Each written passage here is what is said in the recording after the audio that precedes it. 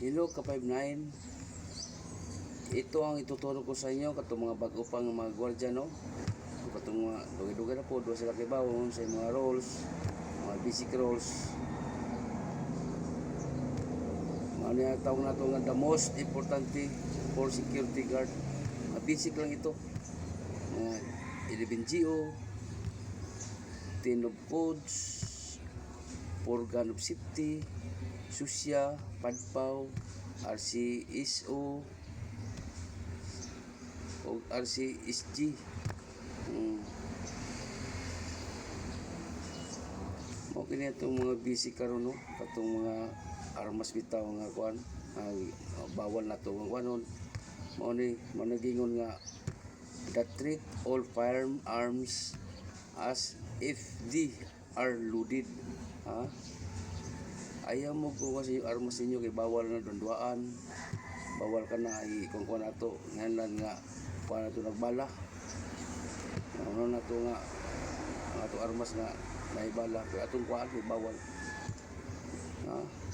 Napay second rules, never point the muzzles at anything. Bawal yan. Always treat every firearms as though it is loaded. Tandaan nyo na mga ka-59, mga baguhan pa, ha. Katulo, never let the muzzles cover anything you are not willing to destroy. Muna ika-upat, keep your finger off the trigger until your sight or not the target. Be sure of your target what is beyond it. Yan ka-59. Yan ang tanda na to. Sa mga kuha naman, sa mga 11, sa mga susya, mo sa mga susya, anong basig nga wag na ay mga susya dyan nga magrubing sa inyo, pakuanon mo sa miningan ng susya, ang mga bago paghanan nga ato ginaikuan ibutan sa atong una ang mga kuan na basically nga mga kuan ang susya, ang miningan na supervisor, officer, security, investigation agency. Una ninyo, supervisor, office, security, investigation agency.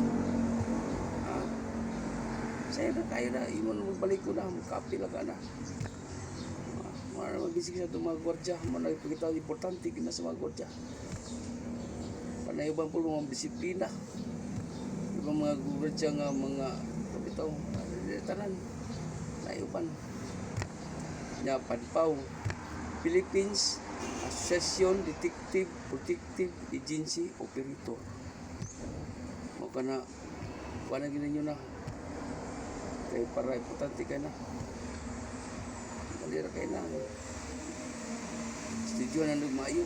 Inyo lang kuanan ba nga importante ka na kay may mga susya sa inyo kuan sa inyo mag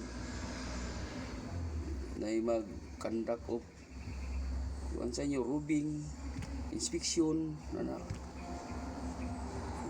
ang kuan po ng CSG, Civil Security Group, mau kana, CSG, yan tandaan ninyo mga SG, mga ka-59.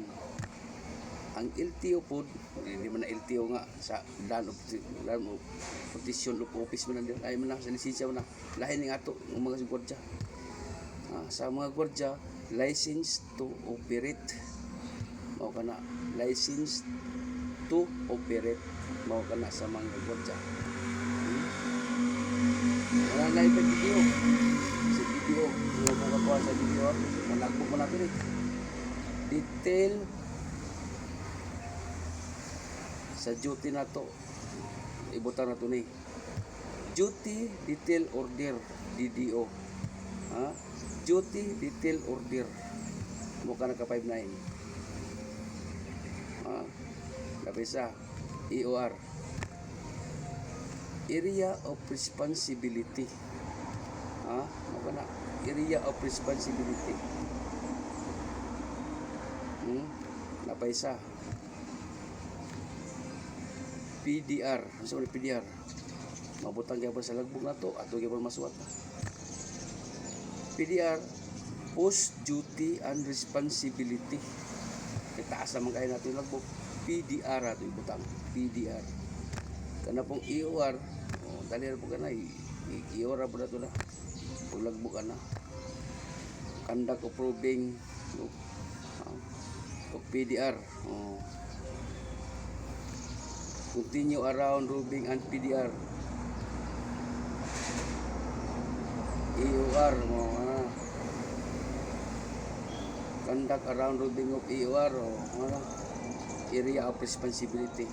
Ka-59. Yan ang ating tandaan sa lahat ng ating ka-59.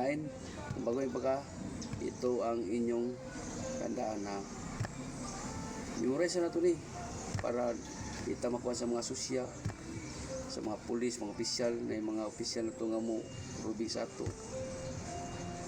Yan lang kuha na ito sila mga anlan paabot sa imong kuha area na imo gina mga yon dito order. Mo ka na itong kuha na ito basi makuha sa armas, umpisa sa itong armas na lisensya o wala. Kuha ni importante na ang susya gyud imo gina pangayuan auditor order ng susya ID unsa diha mo importante kita madlok yan ang kuanta security tawag kang security secure ka sa imong area of responsibility 59 mo nang ka 59 tandaan nato yan. Bye bye.